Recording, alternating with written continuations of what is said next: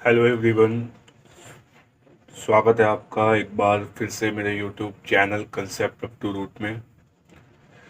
हमारा चैप्टर चल रहा था जल संसाधन का और आज इस चैप्टर की ये लास्ट वीडियो है और इस वीडियो के बाद ये पूरा चैप्टर ख़त्म हो जाएगा। इससे पहले 4 वीडियो इसकी आ चुकी हैं, तो अगर आपने वो 4 वीडियो इस चैप्टर की नहीं देखी तो आप चैनल पर जाके आपको एक प्लेलिस्ट मिल जाएगी जल संसाधन के नाम से। ठीक है, उस प्लेलिस्ट में आपको ये सारे चैप्टर्स मिल जाएंगे।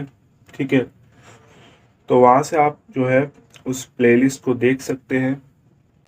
आज के इस वीडियो में आपको 2 टॉपिक समझने हैं। एक है भारतीय राष्ट्रीय जल नीति और एक है जल क्रांति अभियान। ये 2 चैप्टर जो कि आपकी किताब में बॉक्स में लिखे हुए हैं। ठीक है, इन्हीं को समझना बाकी है, बाकी ये पूरा चैप्टर खत्म हो चुका है। तो आइए दोस्तों स्टार्ट करते हैं बिना टाइम वेस्ट किए। और अगर आपको आज की इस वीडियो में कोई डाउट हो या फिर पिछली वीडियो में किसी भी वीडियो में डाउट हो तो आप कमेंट कर सकते हैं मुझे। तो आइए दोस्तों वीडियो को स्टार्ट करते हैं जल्दी से। टॉपिक का नाम है भारतीय राष्ट्रीय जल नीति 2002 की मुख्य विशेषताएं। यानी कि ये जो राष्ट्रीय नीति थी, भारतीय राष्ट्रीय जल नीति, बेसिकली इस नीति में क्या चीज़ है, जल यानी पानी के ऊपर एक नीति बनाई गई, पानी के ऊपर पॉलिसी बनाई गई। और कब बनाई गई? 2002 में बनाई गई। ठीक है, तो लाइन वाइज हम समझेंगे सारी चीज़ें कि क्या इसके अंदर है। इस नीति में जल व्यवस्था के लिए प्रगतिशील नए दृष्टिकोण निर्धारित किए गए। यानी कि इस नीति में क्या चीज़ करी गई कि जल व्यवस्था के लिए यानी जल को मैनेज करने के लिए, ठीक है, एक नया नजरिया अपनाया गया। ठीक है, इसके मुख्य लक्षण इस प्रकार है। यानी बेसिकली क्या चीज़ अपनाई गई, क्या नजरिया अपनाया गया, वो नजरिए अब हम पढ़ेंगे। कि पहला है कि सिंचाई और बहुउद्देशीय परियोजनाओं में पीने का जल घटक में शामिल करना चाहिए, जहां पेयजल के स्रोत का कोई भी विकल्प नहीं है। क्या कहा इसने कि सिंचाई और बहुउद्देशीय परियोजनाओं में पीने का जो पानी है, पीने का जो जल है, वो घटक में शामिल करना चाहिए जहां पेयजल का स्रोत का कोई भी विकल्प नहीं है। ठीक है, दूसरा, पेयजल यानी कि पीने का पानी सभी मानव जाति और प्राणियों को उपलब्ध कराना पहली प्राथमिकता होनी चाहिए। यानी कि जो पीने का पानी है, जो मेन पानी है, वो कौन सा पानी है? खारा पानी थोड़ी ना है, वो कौन सा पानी है? पीने का पानी है। तो जो पीने का पानी है वो सभी मानव जाति को, सभी प्राणियों को उपलब्ध कराना पहली प्रायोरिटी हमारी होनी चाहिए। यानी कि पहला काम क्या है? पीने का पानी उपलब्ध कराना। ठीक है भाई, नहाने के लिए बाद में उपलब्ध कराना है, बर्तन धोने के लिए बाद में उपलब्ध कराना है। पहले किस चीज के लिए, कौन सी जरूरत को पूरी करना है? पीने की जरूरत को।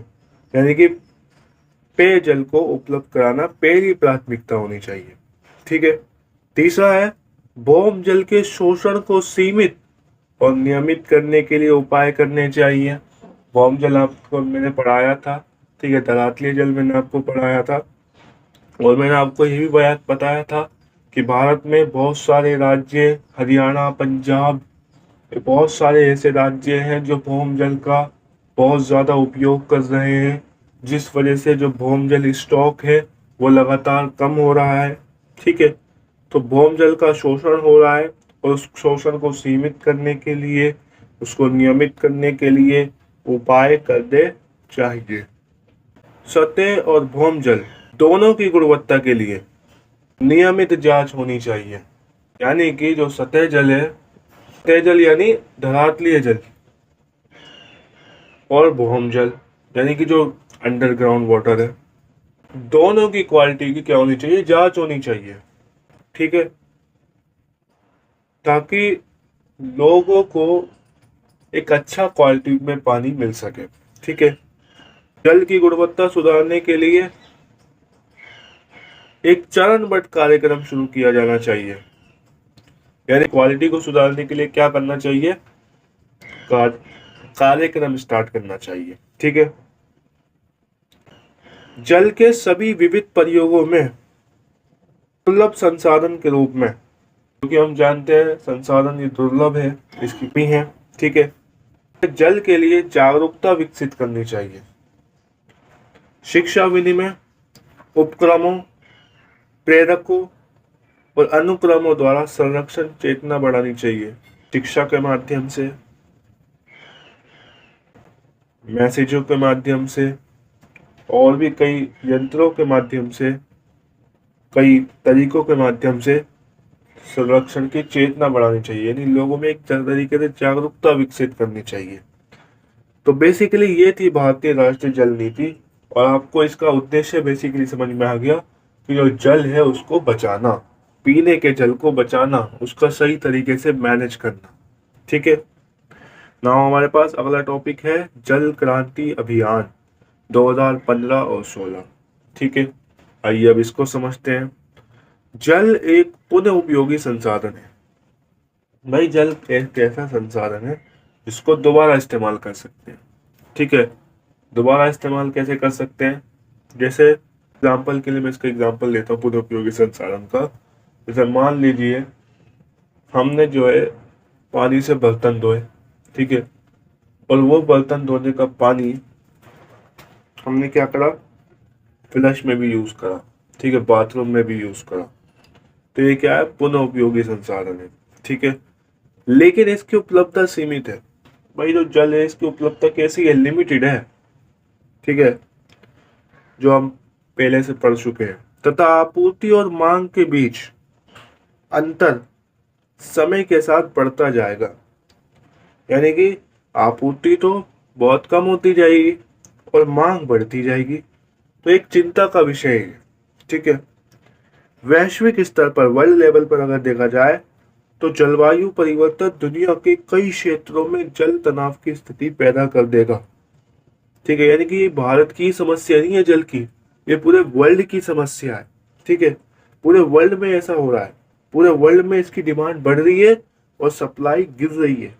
ठीक है, क्योंकि पानी तो उतना ही है, लिमिटेड, और उससे कम होता जा रहा है। तो भारत की एक खास स्थिति उच्च जनसंख्या वृद्धि और तेजी से आर्थिक विकास के साथ पानी की बढ़ती मांग है। ठीक है, तो भारत में लेकिन क्या कंडीशन हो रही है कि जनसंख्या लगातार बढ़ रही है। ठीक है, और तेजी से आर्थिक विकास के लिए पानी की मांग और बढ़ रही है। ठीक है, भाई जनसंख्या बढ़ रही है, एक तो जनसंख्या की वजह से क्या हो रहा है, पानी की डिमांड बढ़ रही है। दूसरा, तेजी से हम आर्थिक विकास की ओर बढ़ रहे हैं, और तेजी से आर्थिक विकास की तरफ बढ़ने के लिए भी पानी की बहुत ज्यादा जरूरत है। ठीक है, तो एक चिंता का विषय भारत के लिए है। तो ये जो जल क्रांति अभियान था, जो 2015-16 में इसको शुरू किया गया था, जल क्रांति अभियान भारत सरकार द्वारा 2015-16 में शुरू किया गया।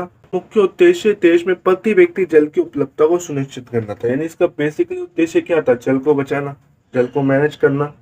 और जल को किस तरह मैनेज करना कि प्रति व्यक्ति यानी हर व्यक्ति को जल उपलब्ध हो सके, हर व्यक्ति को जल उपलब्ध हो सके। ठीक है, जल क्रांति अभियान का लक्ष्य स्थानीय निकायों और सरकारी संगठन एवं नागरिकों को शामिल करके इस अभियान के उद्देश्य के बारे में जागरूकता फैलाना है।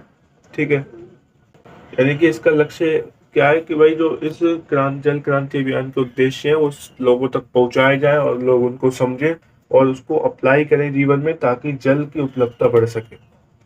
जल क्रांति अभियान के अंतर्गत निम्नलिखित गतिविधियां प्रस्तावित की गई। यानी इस अभियान में बेसिकली क्या क्या चीजें हुई। पहली, जल ग्राम बनाने के लिए देश में 672 जिलों में से प्रत्येक जिले में एक ग्राम जिसमें जल की कमी है उसे चुना गया। ठीक है, यानी जो जल ग्राम एक बनाने के लिए, एक सभा बनाने के लिए क्या करा, तो देश के 672 जिले एंड डिस्ट्रिक्ट हैं, ठीक है, उसमें प्रत्येक जिले में ग्राम, एक क्षेत्र चुना गया जहां पे जल की कमी है। ठीक है, भारत के विभिन्न भागों में 1000 हेक्टेयर मॉडल कमान क्षेत्र की पहचान की गई। तीसरा, प्रदूषण को कम करने के लिए जल संरक्षण और कृत्रिम पुनर्भरण, भूमिगत जल प्रदूषण को कम करना, देश के चयनित क्षेत्रों में आर्सेनिक मुक्त कुओं का निर्माण, यानी कि बेसिकली जल को बचाने की कोशिश की गई। ठीक है, और एक तरीके से जो है पुनर्भरण, यानी कि एक तरीके से पानी को इकट्ठा करने के लिए काम किया गया। इसके अलावा जो भौम जल है, धरातलीय जल है, ठीक है, उसके प्रदूषण को जो है कम करने की कोशिश की गई। और कुओं का निर्माण किया गया ताकि जल की उपलब्धता सुनिश्चित हो सके। ठीक है। लोगों में जागरूकता फैलाने के लिए जनसंचार माध्यम जैसे radio, TV, print media, poster, प्रतिस्पर्धा और निबंध प्रतियोगिता माध्यम है। यानी लोगों में जागरूकता फैलाने के लिए क्या किया गया, जन रेडियो, टीवी, इन सब के माध्यम से लोगों में जागरूकता फैलाई गई। देखिए, कोई भी कार्यक्रम हो, कोई भी लक्ष्य हो, लोगों की जागरूकता के बिना वो सफल नहीं हो सकता। जब लोग इंटरेस्टेड हो जाते हैं किसी काम में तो वो चीज़ बड़ी आसानी से हो जाती है। ठीक है। लेकिन जब लोग ही इंटरेस्टेड नहीं होते तो सरकार कितना कुछ उखाड़ ले वो कुछ नहीं कर सकती। इसलिए लोग जब तक सरकार का साथ नहीं देंगे किसी भी काम में, किसी भी प्रोजेक्ट में, तब तक सरकार कुछ नहीं कर सकती। सरकार के हाथ में कुछ भी नहीं है। ठीक है। तो लोगों को जागरूक होना पड़ेगा, लोगों को सतर्क होना पड़ेगा।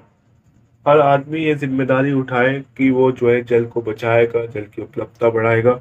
जो जो जल के उपाय हो सकते हैं इकट्ठा करने के, उसको बचाने के, उसको मैनेज करने के, वो सारे तरीके अपनाएगा। तभी जाके जो है जल का सही इस्तेमाल हो पाएगा और आने वाली पीढ़ियों को सही मात्रा में जल उपलब्ध हो पाएगा। ठीक है। तो ये चैप्टर हमारा आज पूरा फिनिश हो जाता है। उम्मीद करता हूँ आपको समझ में आया होगा। अगर इस चैप्टर में कोई भी डाउट हो तो आप कमेंट करिए बेझिझक होके। ठीक है। आपके कमेंट को हम पढ़ेंगे और उसके जो भी डाउट होगा वो आपको सॉल्व करने की कोशिश करेंगे। मिलेंगे एक और वीडियो में, तब तक के लिए अलविदा।